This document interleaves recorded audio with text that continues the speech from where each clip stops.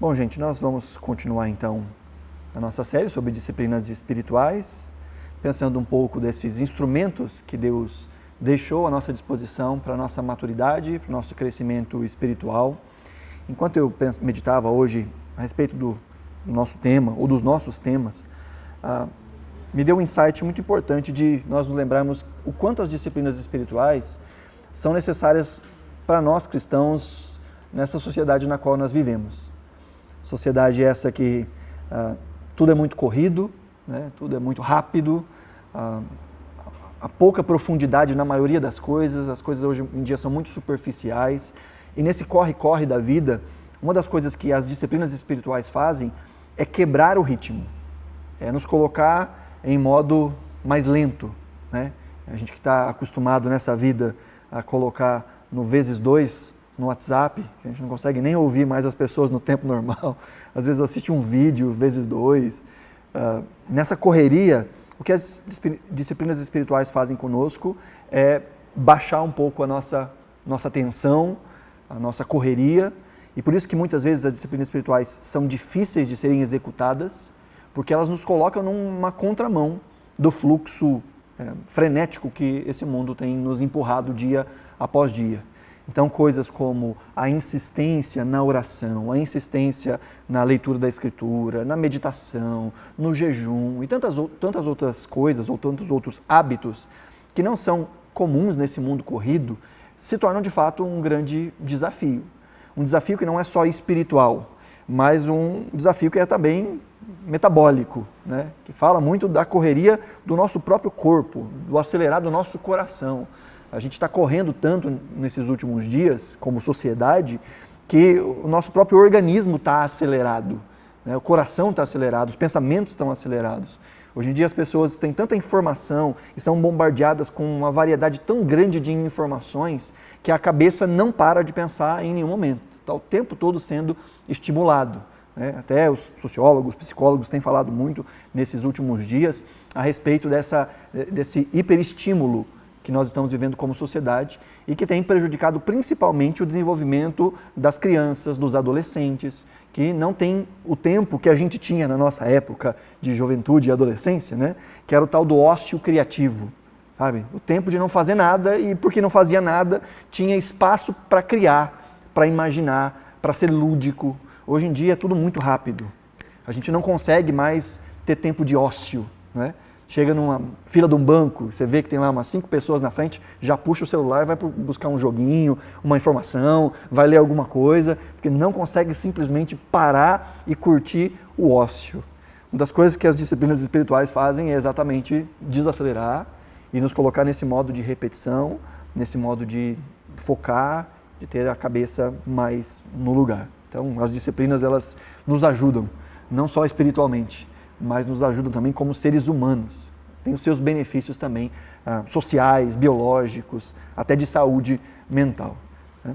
Como nós temos usado essa analogia dos vários aparelhos de uma academia que acabam trabalhando grupos diferentes de músculos, cada uma das disciplinas vai trabalhando aspectos diferentes da nossa espiritualidade e do nosso crescimento, do nosso amadurecimento. Até aqui, nós começamos a pensar aí nessa disciplina que nós estamos chamando de absorção bíblica, que na verdade é um conjunto de várias disciplinas. Nós falamos a respeito de ouvir a palavra, e a gente ouve a palavra através de sermões, através de estudos, através de podcasts cristãos, né? A leitura pública das Escrituras, quando nós nos dispomos a ouvir, seja a leitura bíblica, seja a explicação da leitura bíblica. Isso é também um hábito a ser desenvolvido, né? A gente recebe essa palavra por meio da audição. Há aqui um perigo da gente parar nesse nível de só ouvir, e de só ouvir essa mediação, ou só ouvir essa exposição da Escritura através da mediação de alguém, e acabar só dependendo da fé dos outros, sem um crescimento espiritual. Muitos cristãos param nesse nível. Muitos cristãos não leem a Bíblia sozinhos, muitos cristãos não têm tempo de devocional, só estão expostos à Escritura na medida que ouvem uma pregação, seja no culto, seja na internet, seja através de outro meio, para que possam então ouvir a palavra. Não buscam por si mesmos, sempre tem um intermediário entre a palavra e o indivíduo. E embora essa seja uma forma de nós crescermos, ela não deve ser a única forma de nós crescermos, porque sempre estaremos mediando esse crescimento e principalmente escolhendo, né, as figuras que vão mediar esse conhecimento. E acabamos simplesmente repetindo muitas vezes a teologia ou o pensar cristão e teológico de uma outra pessoa. Não acabamos pensando por nós mesmos. Essa semana, dentro de um dos canais que eu gosto de acompanhar lá do Iago Martins, chamado Dois Dedos de Teologia, teve uma conversa muito interessante entre 3 pastores que têm ideias diferentes sobre vários assuntos, né? E são amigos. E conversavam, eu discordo disso, eu discordo daquilo, nisso aqui a gente tá parecido. E como é bom a gente conseguir ouvir o outro, mesmo discordando do outro, considerar o argumento do outro, não invalidar o outro pelo seu argumento ser diferente do nosso. E uma das coisas que nós desenvolvemos quando nós aprendemos a pensar a Escritura é conseguir ouvir opiniões ou ouvir mediações e julgar até onde aquilo se encaixa dentro do que nós cremos a partir do nosso estudo pessoal da Escritura.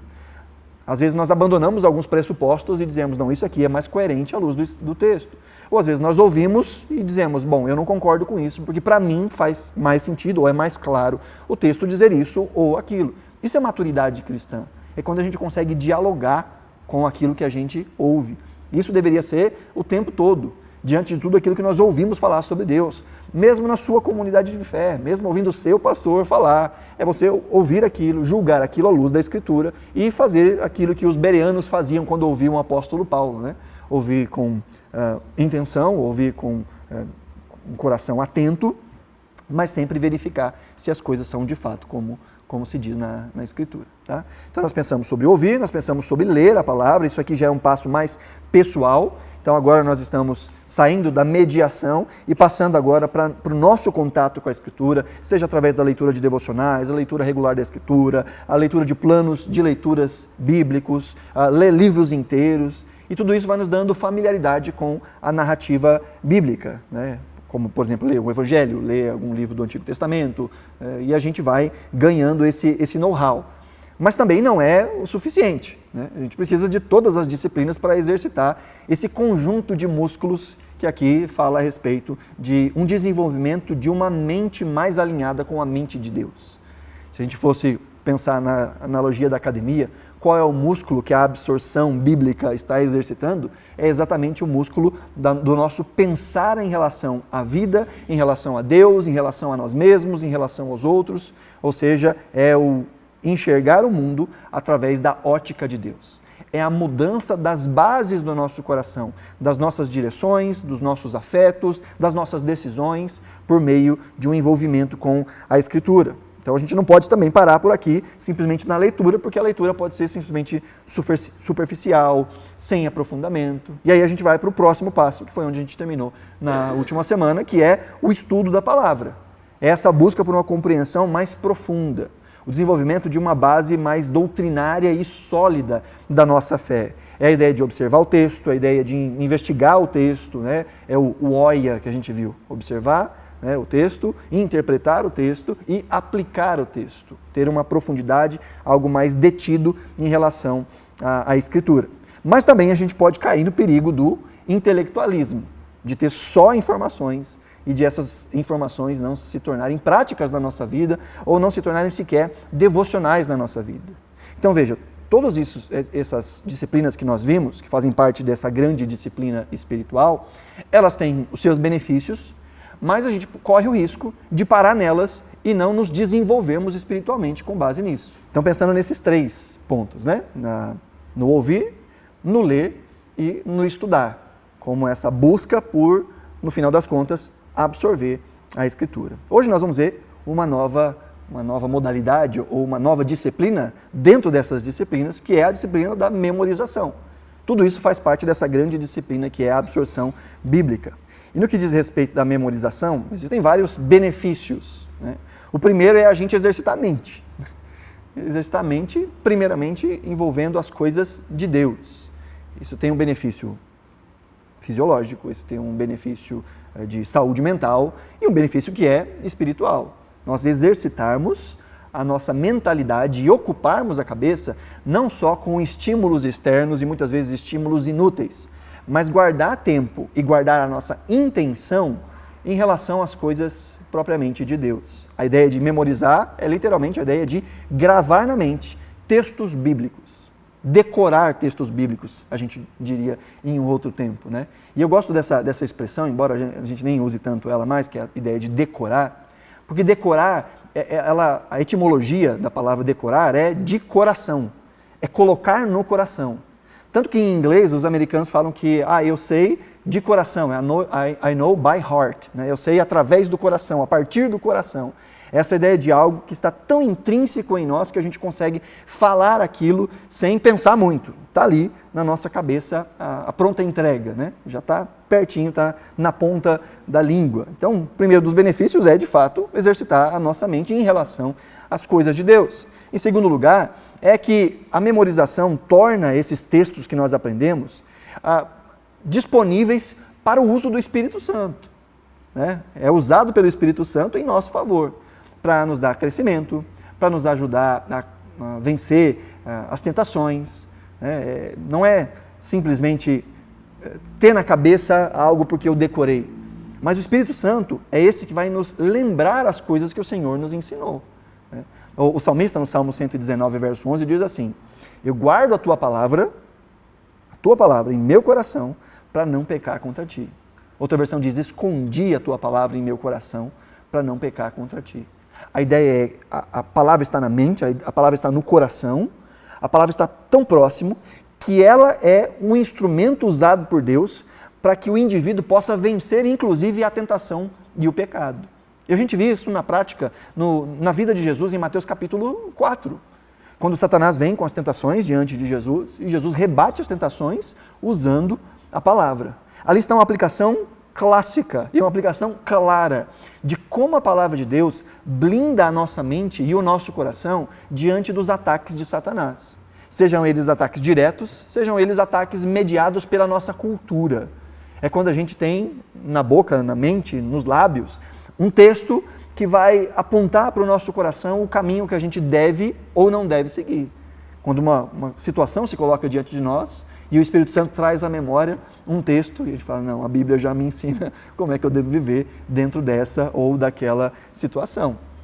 Efésios, Paulo em Efésios vai dizer que a palavra do Espírito, ela é a espada. A palavra de Deus, ela é a espada do Espírito. É o uso do Espírito de maneira bélica. A palavra no nosso coração faz com que o Espírito, diante das necessidades e das adversidades da vida, use-a como um instrumento de ataque. Ataque às ofensivas de Satanás, ataque aos nossos próprios maus pensamentos. Então a palavra guardada no coração é esse instrumento usado por Deus para o combate no nosso dia a dia.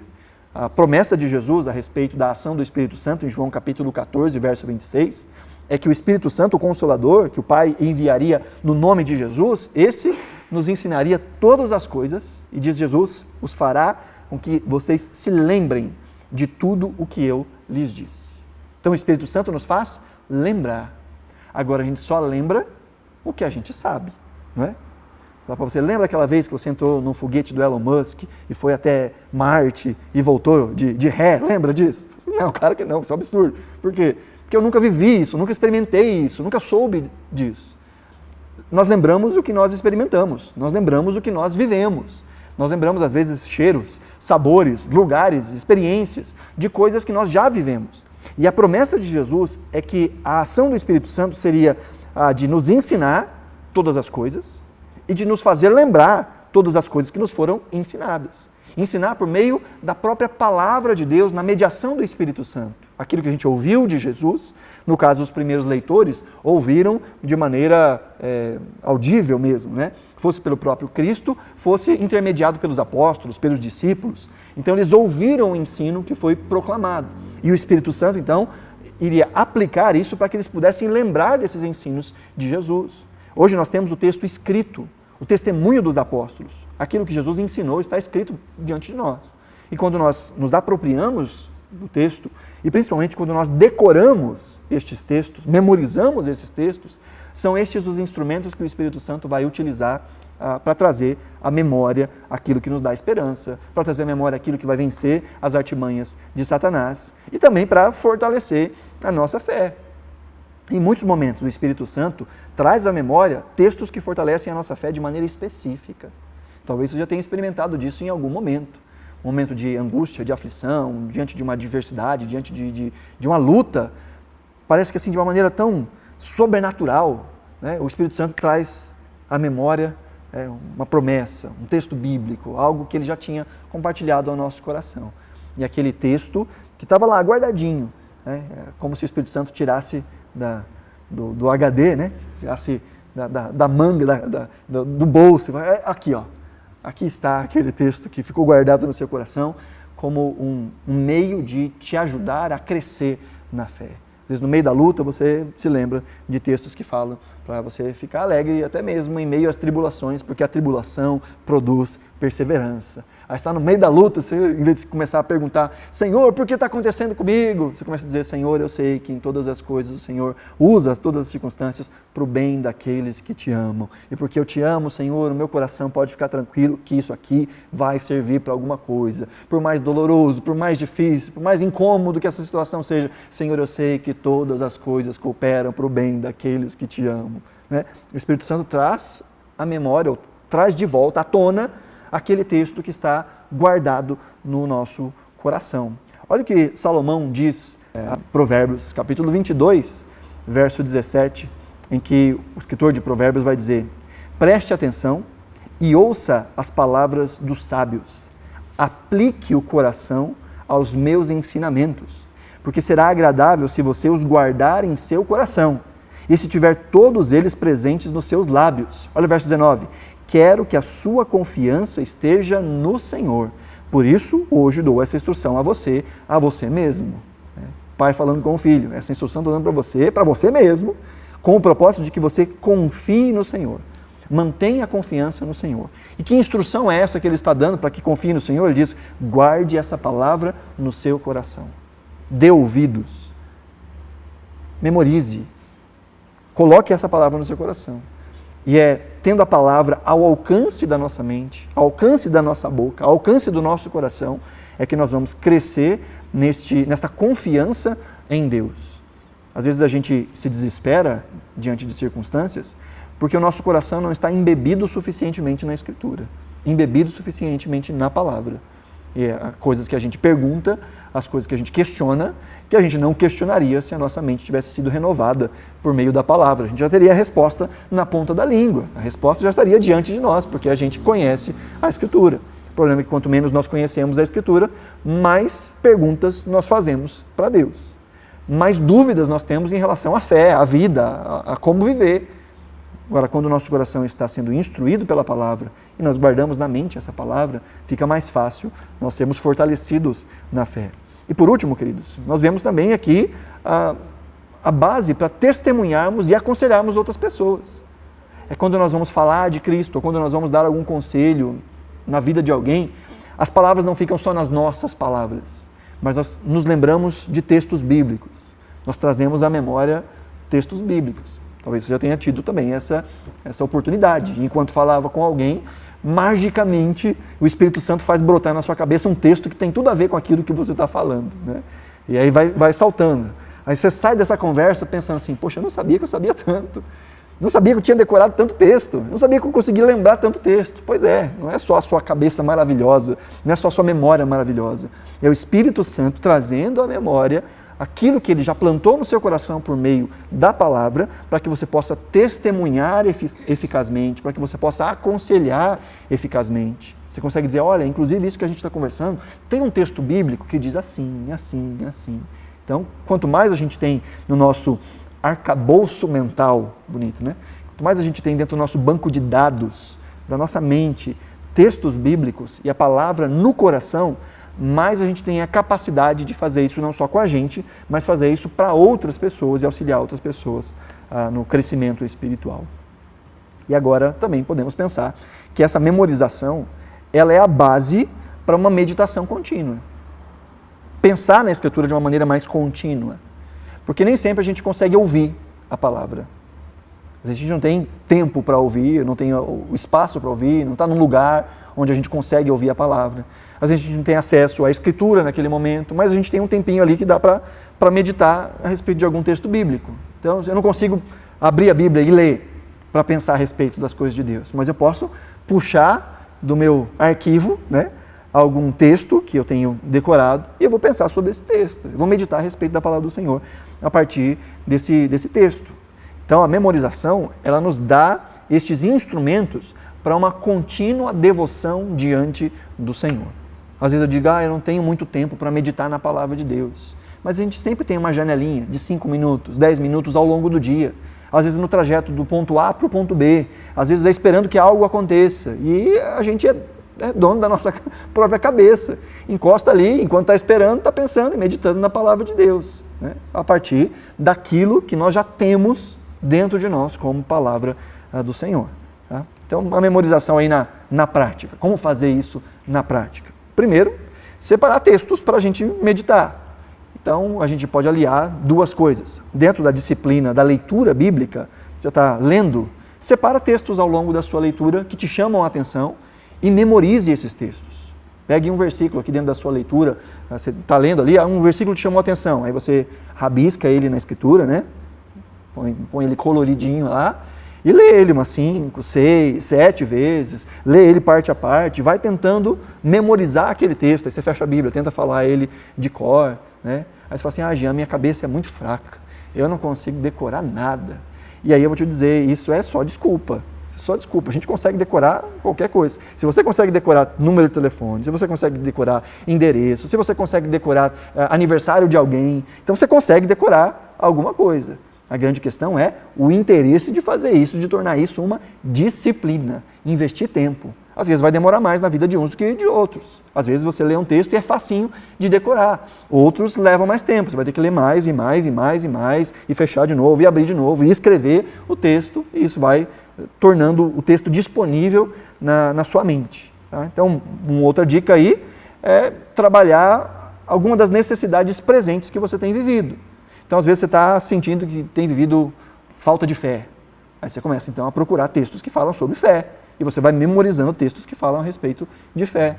Às vezes, você precisa vencer algum hábito na sua vida, algo que está te consumindo. Às vezes, a ansiedade está te consumindo. Aí você começa a procurar textos que são base para que você possa vencer a ansiedade. Aí você vai pegar Filipenses 4, 6, não andem ansiosos por coisa alguma, mas em tudo, pela oração, súplica, com ações de graças, apresentem os vossos pedidos a Deus, e a paz de Deus que excede todo entendimento, guardará a vossa mente e o vosso coração em Cristo Jesus. Então você vai decorando esses textos que estão alinhados com a sua necessidade presente. É uma forma também, né? Ou você pega da sua leitura, ou você aproveita uma necessidade e já exercita mais uma coisa, né? Exercita uma área da sua vida que talvez esteja mais fraca.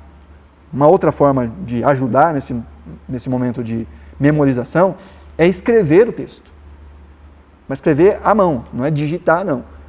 Então já é comprovado cientificamente o quanto a escrita ou a manuscrita, né, ela exercita o nosso cérebro num exercício de guardar e de interiorizar muito mais as ideias. Mais do que digitar, seja no celular, seja no computador. O escrever à mão, essa coisa sinestésica, ela vai auxiliar nesse processo de amadurecimento das ideias.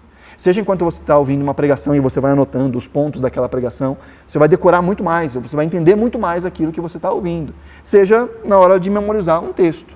Então você lê o texto, repete o texto, fala o texto em voz alta, escreve o texto, às vezes escreve num cartãozinho, aí você guarda no seu bolso e ao longo do dia você vai sacando aquele cartãozinho, vai lendo. Então você faz um combinado com você mesmo. Eu vou decorar um versículo por semana, que seja um versículo por semana. Um versículo por dia, faz aquilo que cabe dentro da sua rotina. Aí escreve num cartãozinho, você vai sacando ele, lê de novo, olha de novo e guarda. Ou então escreve no espelho, escreve em algum lugar que fique visível. E isso vai fazendo com que você consiga memorizar melhor. Aqui a ideia também de desenhar. Desenhar, fazer alguma marcaçãozinha, um desenho que te faça lembrar daquele texto. Então, por exemplo, pega lá o Salmo 119, 11, que a gente acabou de ler, né? Guarda a tua palavra no meu coração para não pecar contra ti.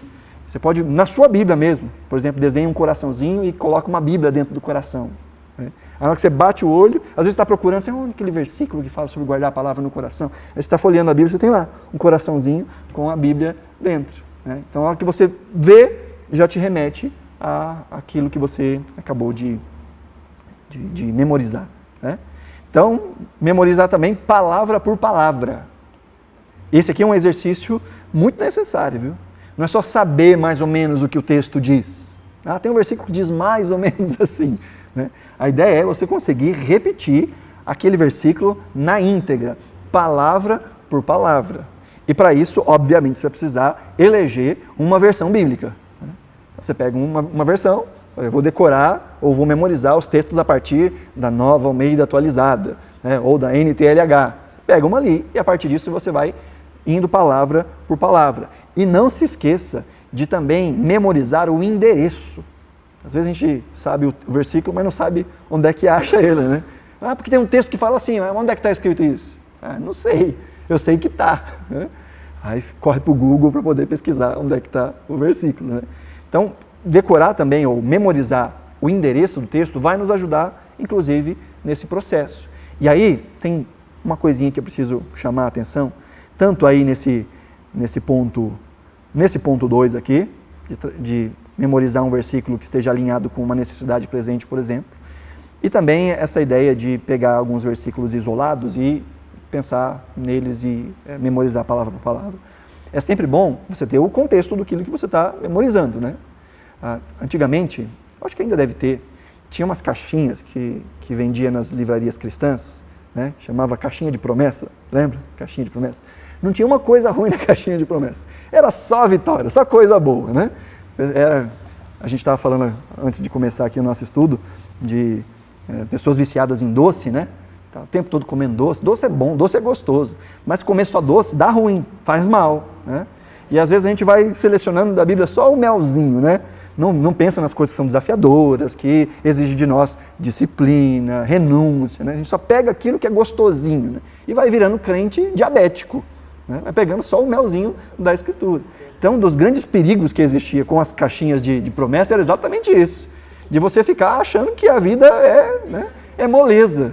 Tinha uma professora minha no seminário que dizia, que você quer moleza? Senta no pudim. A vida não é moleza, não. A vida cristã não é moleza, né? Então tem sim muitas coisas que trazem conforto, muitas palavras que trazem promessas, que nos colocam para cima, mas também tem muita realidade que é desafiadora nas Escrituras. Então é bom, ao memorizar um texto, e as caixinhas de promessa foram feitas para isso, para a gente conseguir ter pequenos textos bíblicos que a gente pudesse memorizar.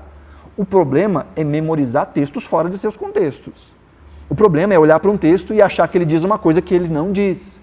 A gente pega texto como posso todas as coisas naquele que me fortalece e vai tendo ali algumas atitudes de um triunfalismo que não é cristão, que é simplesmente um egocentrismo que a gente usa a Bíblia para, de alguma forma, tentar dar um verniz evangélico nele.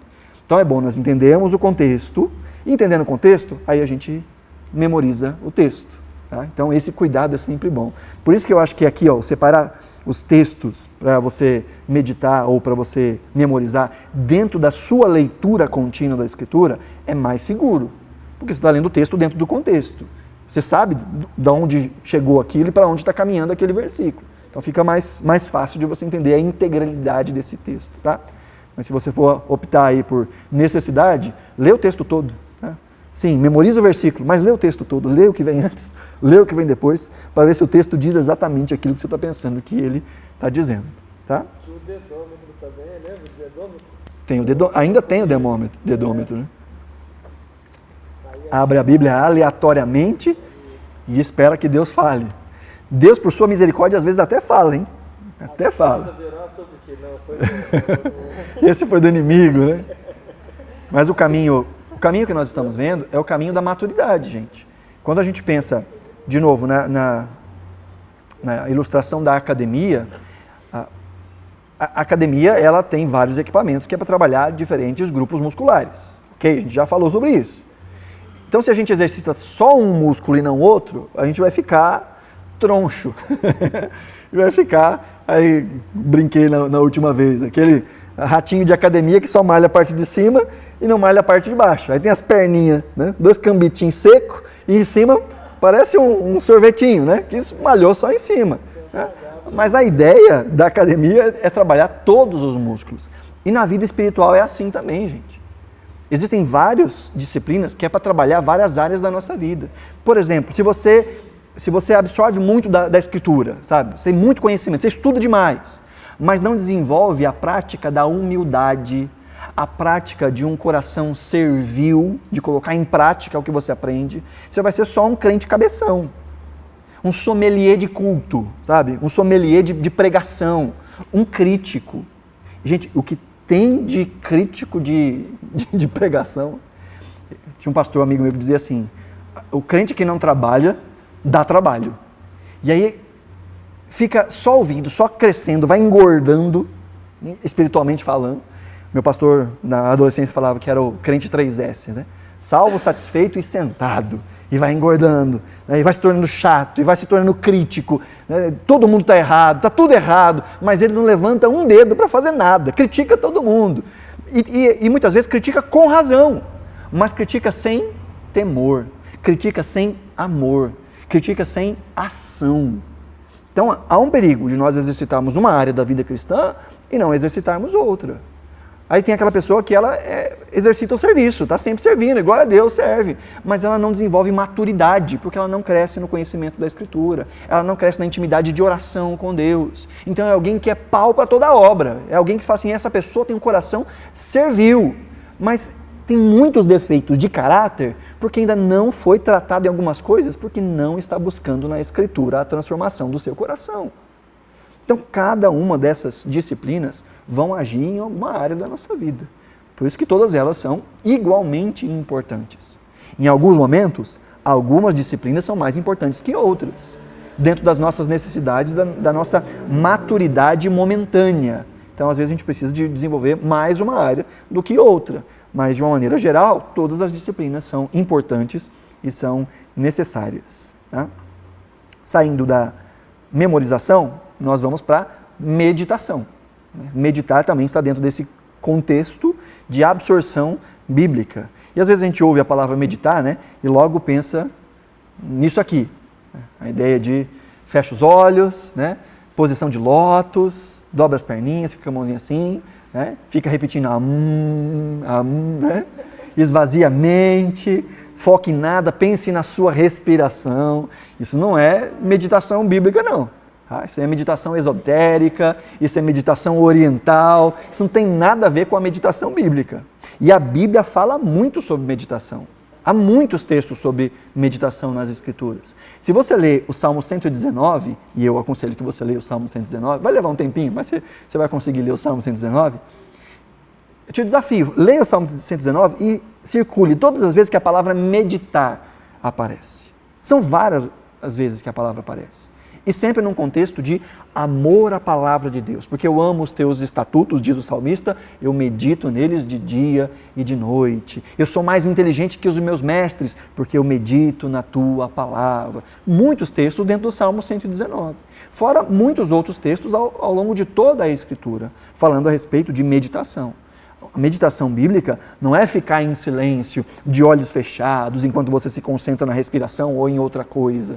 Não é essa ideia de esvazia sua mente de pensamentos para você relaxar, sentir paz e tranquilidade. Não é isso que é meditação no sentido bíblico. Ao contrário, é encher a mente, mas encher a mente da Escritura. Não é uma busca por uma passividade mental, mas a busca por um exercício da mente focalizado nas coisas do Senhor. Meditar, de acordo com o dicionário, é concentrar-se em longas e profundas reflexões, ou seja, refletir. É submeter algo ao estudo do pensamento, é ponderar, é fazer um plano cuidadoso de algo, é projetar, isso é meditar. Essa é a ideia da palavra meditar de maneira mais completa. No contexto bíblico, meditar tem a sua raiz da palavra ruminar, já pensamos sobre isso em um outro momento, né? De trazer à boca, não só a memória, mas de trazer à boca aquela palavra. Tem um texto de Isaías em que ele fala de um leão que está sobre a sua presa e ele está rosnando sobre a sua presa e que os pastores, as pessoas ao redor podem gritar, podem fazer de tudo, que ele está ali e ele não se move, ele continua parado. É interessante que a palavra ali, rosnar, é a mesma palavra que muitas vezes é traduzida como ruminar ou meditar. É quando um leão caça a sua presa, e ele está satisfeito com a sua presa, e ele fica ali, né, rosnando, guardando a sua presa. Ele está ali de olho, está guardando. Então qualquer coisa não vai distraí-lo, porque ele está focado. A ideia de meditar é exatamente isso. É achar o tesouro, é achar a palavra de Deus e dar a ela o seu valor devido, e ficar sobre ela, ficar rosnando em cima da palavra, né? Falando baixinho, ruminando, trazendo a boca. Então a meditação, ela trabalha essa virtude de prestar atenção, de manter o foco no conhecimento da vontade de Deus. Lembrando dos perigos da nossa época, da superficialidade, da pressa, da preguiça. A meditação vai exercitar a nossa mente em busca de aprofundamento na palavra de Deus. A meditação é diferente do estudo, mas o estudo é um tipo de meditação. A meditação ela é mais freestyle. A meditação ela é mais no dia a dia, no decorrer da vida, de uma maneira talvez um pouco mais superficial até. O estudo é você senta, você pega caneta, você faz rabisco, né? Você está se aprofundando no estudo, mas a meditação você faz varrendo a casa, lavando a louça, indo para o trabalho, indo para a escola. Em qualquer momento você consegue estar ocupando a sua mente com a meditação. É claro que tarefas que exigem de nós outras atenções, fica mais difícil, né, a gente conseguir meditar. Não dá para fazer prova de matemática enquanto medita na Bíblia. São duas coisas que não cabem. Mas tem coisas que a gente consegue fazer com as mãos, que exigem pouco despreendimento cognitivo, e a gente consegue ao mesmo tempo estar meditando na palavra de Deus. O Donald Whitney vai dizer que meditação é esse pensamento profundo nas verdades e realidades espirituais reveladas nas Escrituras, visando o entendimento, a aplicação e a oração. É esse foco naquilo que a gente sabe da palavra de Deus. E é aqui a hora em que a gente faz uso das demais disciplinas desse bloco. As coisas que a gente ouviu, as coisas que a gente leu, as coisas que a gente estudou, as coisas que a gente memorizou. A gente pega essas coisas e agora é hora de meditar nelas. As coisas que estão lá no nosso banco de dados, que entraram por um desses meios, por ouvir, por meditar, por ler, por decorar, né, por memorizar. Agora a gente traz isso à memória e fica pensando a respeito dessas coisas. Olha o Salmo 1 que diz: Bem-aventurado é aquele que não anda no conselho dos ímpios, que não se detém no caminho dos pecadores e que não se assenta na roda dos escarnecedores. Aqui fala então de conselhos, direção para a vida, o que é que nos inspira a viver. Ele diz, olha, bem-aventurado é aquele que não tem isso no sistema desse mundo, nas falas desse mundo, naquilo que as pessoas que são contrárias a Deus pensam e vivem. Aqui fala de não se deter no caminho. Caminho aqui é a ideia de viver, é de ação. Então veja, um pensamento se transforma numa ação. Então diz, bem-aventurado é aquele que não tem a sua fonte no pensamento desse mundo e, portanto, não vive segundo o curso desse mundo, não tem as ações que todo mundo tem. E também ele não se assenta na roda dos escarnecedores. Vê que é uma progressão, né? Primeiro ele está ouvindo, andando no conselho, não está ouvindo o conselho, aí ele para e agora ele já está sentado. É uma progressão deletéria, uma progressão destrutiva. Ele vai se acomodando.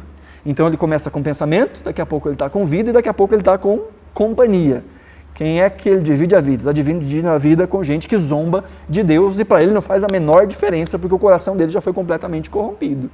Então o salmista diz, bem-aventurado é que não é assim, mas que ao contrário, ao invés de ser guiado pelos pensamentos desse mundo, ao invés de viver nos padrões desse mundo e ao invés de ter como companhia aqueles que zombam de Deus, ele tem o seu prazer na lei do Senhor e na sua lei ele medita de dia e de noite. Não diz o texto que na lei ele lê, que a Escritura ele lê de dia e de noite. Não é isso que ele está dizendo. Diz que nesta lei, nesta palavra de Deus, ele medita. Ele pensa sobre ela o tempo todo, nas suas decisões, nas suas escolhas. Ele pensa a respeito da Escritura. E qual é a motivação dele? É o prazer. Não é a obrigação, não é o medo, não é a religiosidade pura e simples. Não é usar a Escritura simplesmente como um legalismo. Eu tenho que fazer isso. Eu estou aprendendo às quintas-feiras sobre disciplina espiritual, então eu tenho que fazer isso. Não, é a ideia de eu quero conhecer a Deus. Eu amo a Deus. E porque eu amo a Deus, eu amo a palavra de Deus. E eu quero conhecer a Deus da forma como Ele se revela. Então, há um prazer na lei do Senhor. E nessa lei, então, ele vai meditar de dia e de noite. Meditar continuamente. Mas só dá para meditar aquilo que a gente sabe da parte de Deus. E como é que a gente sabe? Ouvindo, lendo, estudando, memorizando.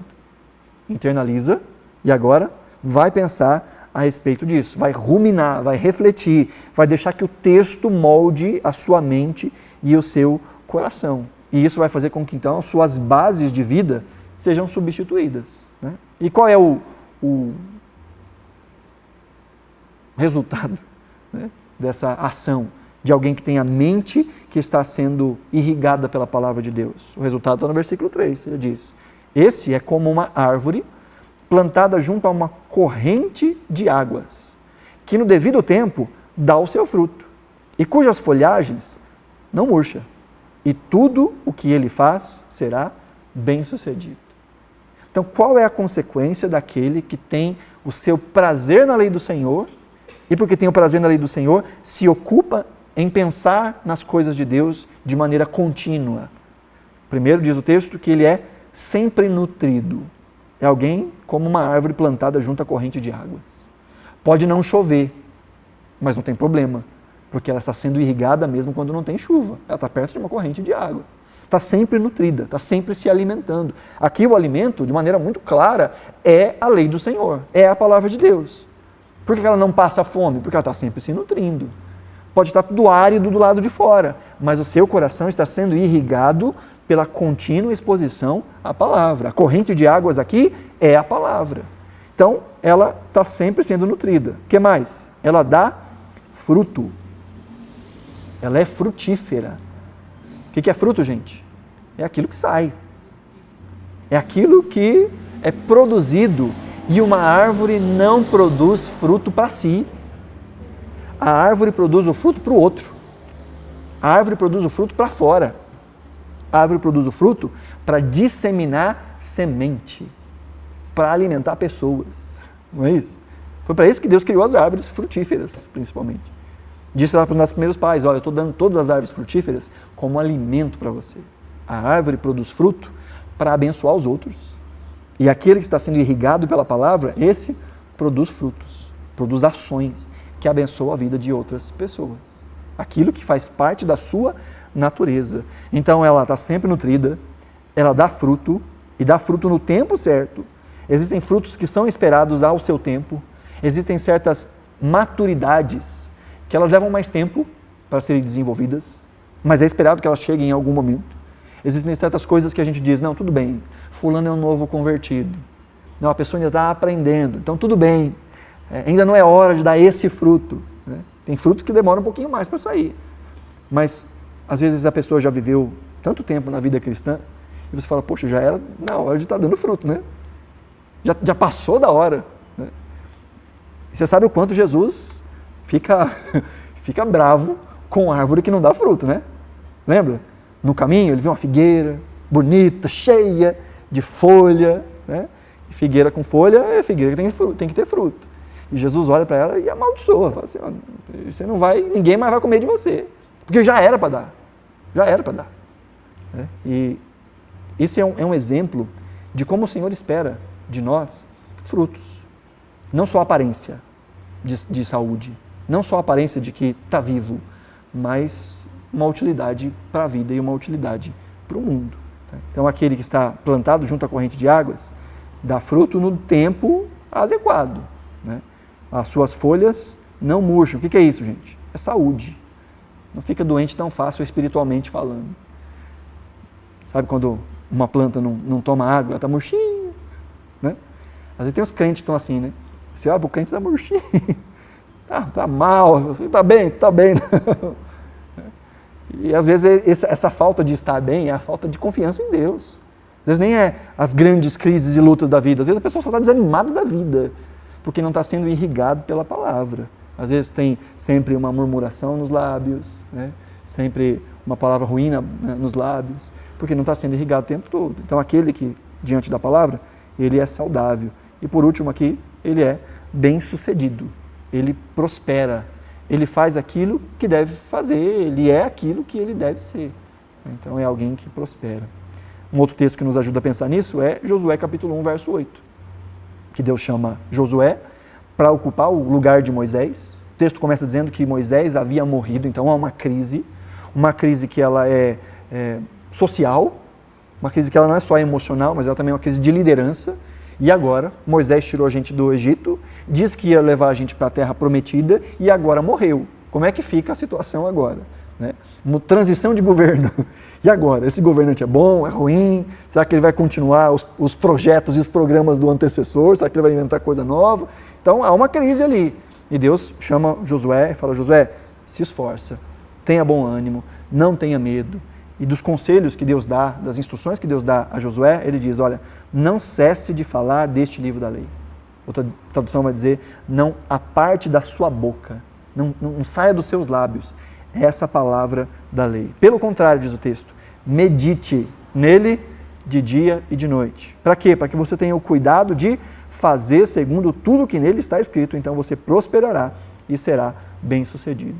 Aqui a gente vê de novo essa ideia de como a graça de Deus é mediada por meio dos meios de graça, por meio das disciplinas espirituais. Veja, a pessoa vai ser bem-sucedida na medida em que ela consegue viver aquilo que o Senhor ensina, e ela só consegue viver isso porque ela está meditando na palavra do Senhor. A mente dela está sendo impactada continuamente pela verdade da palavra de Deus. Então, a sua mentalidade está sendo formada ou formatada nesse sentido de reconhecer o que Deus espera de cada um de nós. E isso vai então nos dando a vontade de viver essas verdades. Vai instruindo o nosso coração nessa busca de uma vida mais alinhada com a palavra de Deus. E como consequência, prospera ou é bem-sucedido.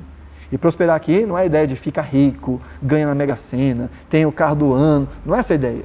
Prosperar é cumprir o que se deve cumprir, é ser o que se deve ser. É ser bem-sucedido, no caso aqui de Josué, nesse projeto que Deus está dando para ele, de levar o povo rumo à terra prometida. Ele diz, você vai ser bem-sucedido, você vai conseguir ser o que você foi feito para ser, desempenhar o seu propósito, ser alinhado ao seu propósito, quando você meditar nas palavras que o Senhor orienta. Né? Então, quais são os benefícios aí da meditação? Nos dá base para viver de maneira diária, né? É nossa base, o nosso chão, resulta em um caminho abençoado, não só resulta em consequências abençoadas, mas um caminho que é abençoado, uma caminhada que é abençoada. É alguém que não caminha no caminho dos pecadores, caminha na palavra da vida, na palavra de Deus. Então, um caminho que é abençoado e vai moldar também a nossa forma de pensar. É o que diz o Romanos 12, o famoso Romanos 12, né? Não vivam conforme os padrões desse mundo, mas deixem que Deus os transforme. Mas como é que Deus nos transforma? Pela renovação da mente, da forma de pensar.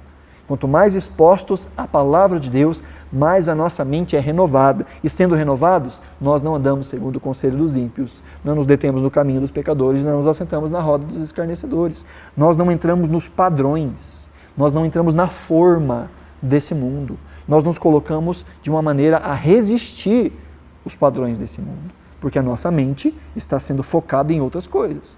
Aí diz então, para que vocês possam experimentar, olha aí a consequência, né? Um caminho de vida, experimentar qual é a boa, agradável e perfeita vontade de Deus. E eu vou chamar essa vontade de Deus de boa, agradável e perfeita à medida em que a minha mente reconhece que ela é boa, agradável e perfeita por meio da exposição à palavra. Às vezes as coisas de Deus são difíceis porque elas não ocuparam o lugar que devem no nosso coração ainda. A gente fala assim, não, essa instrução, esse mandamento de Deus é tão difícil. O problema não é o mandamento em si, o problema é o coração. O problema é do coração do homem que precisa ser renovado. E quanto mais o nosso coração é renovado, os nossos afetos começam a ir em direção a essas verdades. Tem certas coisas que a gente vence rápido, tem certas coisas que o nosso coração se acostuma rápido e muda rapidamente, mas tem outras que a gente vai lutar até o último dia das nossas vidas. Então, esse processo de renovação da mente é esse processo de ter o coração guardado na meditação da palavra de Deus. Amém? E por último, vai transformar as nossas ações. A nossa mentalidade influencia as nossas palavras. A nossa mentalidade influencia as nossas ações, as nossas escolhas. Então, se a gente conseguir dominar a mente, a gente domina o indivíduo inteiro. Se a palavra de Deus domina o nosso coração, ela vai dominar também as nossas ações, as nossas palavras. É isso que eu tenho falado sempre nas nossas exposições de Tiago. O que a gente precisa não é simplesmente de novas atitudes, não é simplesmente de novas palavras, não é simplesmente de novos hábitos. O que nós precisamos é de um novo coração, ou da renovação da nossa mente, a renovação do nosso coração. Assim, as atitudes passam a ser mais integrais, menos forçosas. Enquanto o coração ainda não se acostumou com essas verdades, a gente faz força mesmo, a gente se esforça. Meu coração ainda gosta dessas coisas, então deixa eu fazer, né? Meu coração ainda não foi transformado. Eu sei que eu não devia mentir, mas meu coração ainda gosta de mentir, o que eu faço? Eu continuo mentindo? Não, a gente luta, né? A gente esmurra o corpo, a gente esmurra a carne, mas sempre entendendo que o alvo final não é simplesmente a mudança externa, o alvo final é a mudança do nosso coração. E isso é algo que só o Espírito Santo pode fazer. Mas como é que ele faz isso? Por meio das disciplinas espirituais, por meio da oração, por meio do conhecimento da palavra, por meio da meditação. O Espírito Santo vai domando o nosso coração e os nossos afetos e então as nossas ações vão se tornando mais orgânicas, menos forçosas, menos doloridas e dolorosas. Elas vão se tornando mais normais, né? Ou como se dizia nos tempos de pandemia, vai se tornando um novo normal. É um novo normal, instruído pela palavra de Deus. Então, a meditação aí na prática. Pense num texto, pegue um texto, seja que você ouviu, seja que você leu, seja que você memorizou, e tem algumas formas de fazer isso. Aqui são só dicas, tá? Para poder ajudar a gente a meditar. Então, aqui uma ideia é enfatizar cada palavra do texto de maneira diferente. Cada uma dessas palavras a gente vai enfatizando no texto. Pensa, por exemplo, Salmo 23, versículo 1. Você sabe de memória isso, né? Sabe? O Senhor é meu pastor, nada me faltará. Então isso aí a gente decorou. Então como é que a gente aplica, por exemplo, essa forma de meditar? A gente pega o texto, o Senhor é o meu pastor e nada me faltará. Então a gente diz, o Senhor é o meu pastor. Não é um Senhor, não é qualquer Senhor, é o Senhor. Apenas um Deus verdadeiro. E é esse Deus verdadeiro que é o meu pastor. Aí você pula para o próximo, né? O Senhor não é Satanás, não é esse mundo, não sou eu, é o Deus das Escrituras que é o meu pastor. Ele é quem cuida de mim.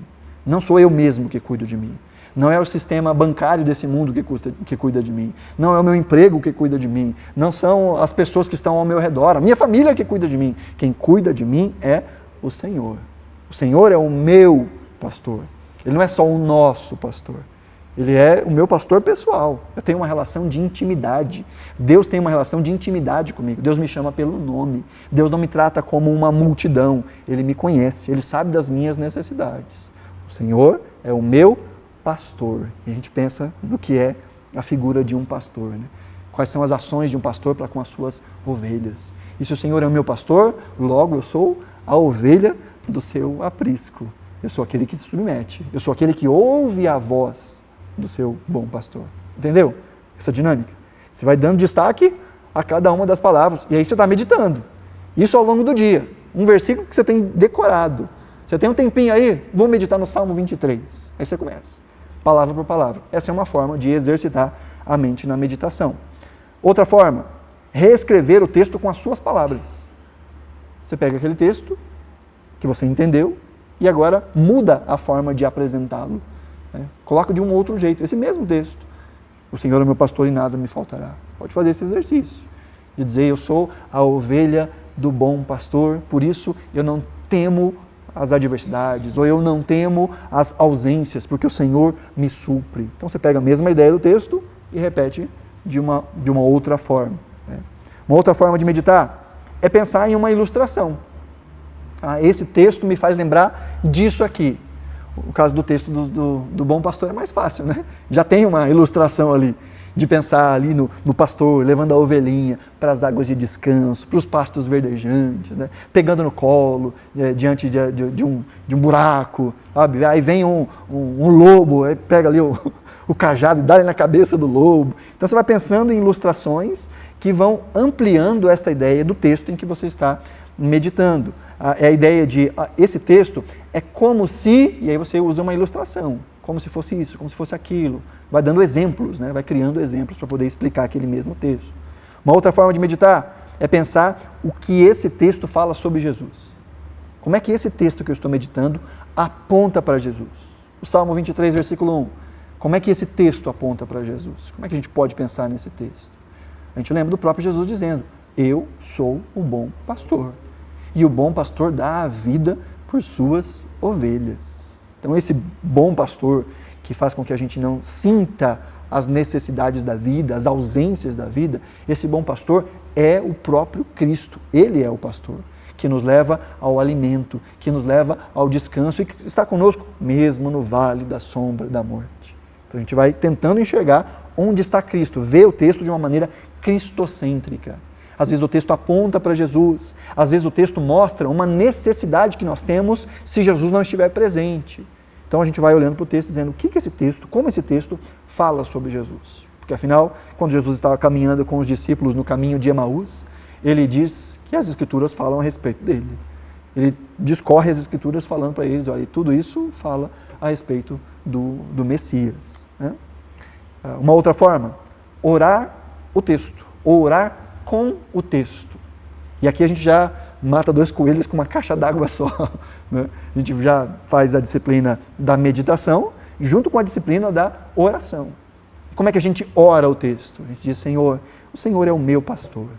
O Senhor cuida de mim. O Senhor está comigo em todo o tempo. No dia bom, no dia que não é tão bom.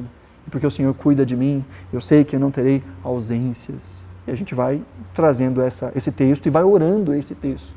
Aí vai tornando essa palavra aplicada às nossas vidas. Essa é uma forma de meditar no texto. Uma outra forma é estabelecendo um alvo. Aqui eu coloquei um exemplo, né, de tirar, sempre que eu vou meditar, eu vou tirar 3 aplicações do texto. É um desafio que você faz com você mesmo, que isso vai forçar com que você coloque a cabeça no texto.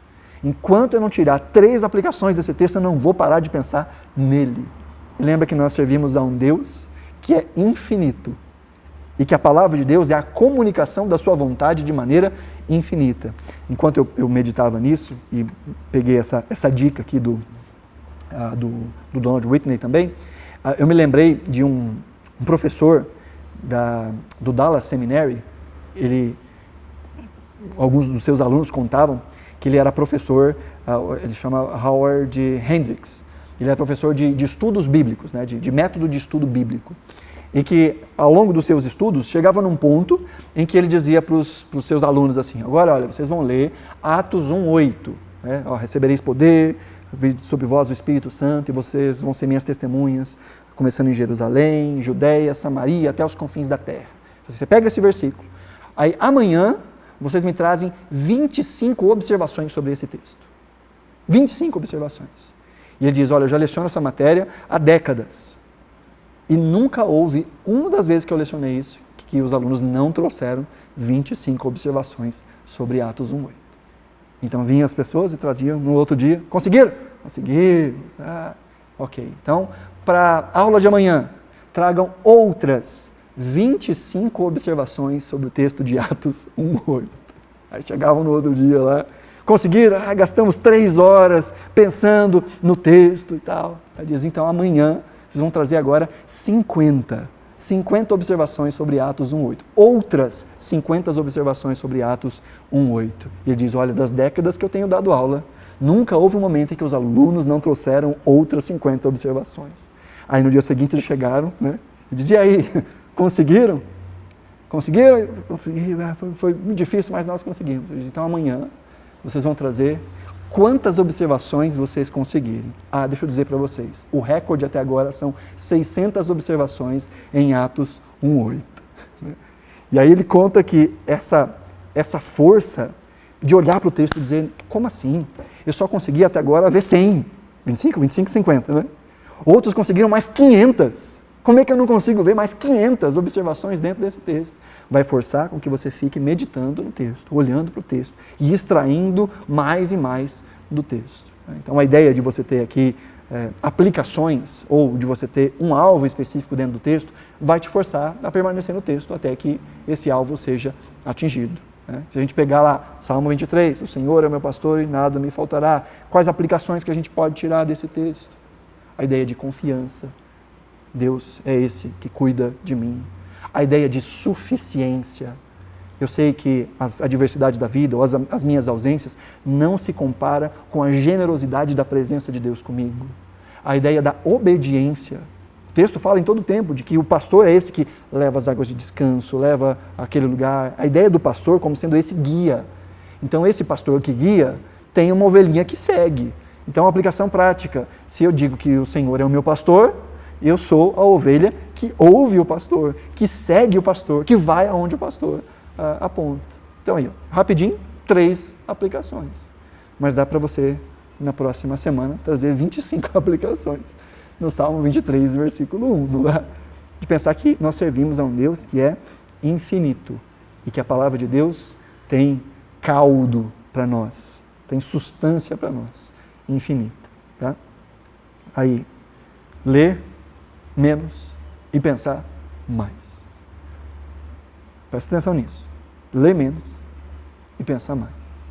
Às vezes a gente tem a leitura da Bíblia como uma obrigação. E diz, não, eu vou ler todo dia 3 capítulos. Ok, se é a disciplina da leitura, beleza. Mas às vezes vale mais a pena você ler um versículo e pensar bastante a respeito dele do que simplesmente você sair lendo que nem um doido sem prestar atenção no que você está lendo. Existe sim uma qualidade, ou existe sim um músculo espiritual que é desenvolvido à medida que você lê. Mas agora nós estamos falando de meditação. Então às vezes fala assim, eu tenho só 10 minutos. Então você não vai fazer uma leitura de 10 minutos. Leia 2 e pense 8. Medite 8. Deixe com que aquela palavra entre no seu coração, para que você possa se aproveitar dos nutrientes que tem nessa comida espiritual. Amém? Então aqui dentro dessa disciplina da absorção bíblica, nós vemos aqui essas subdisciplinas, né, de formas de nós absorvermos. No final das contas, tudo isso aqui aponta para uma coisa só. Absorver a Escritura, conhecer a Escritura, entender a Escritura, ter a Escritura guardada nos nossos corações. Ela vai, então, fazer com que a gente consiga desenvolver essas bases para uma vida biblicamente orientada. Uma vida com base na Palavra de Deus e não simplesmente nos impulsos e nas reações em relação à vida nesse mundo.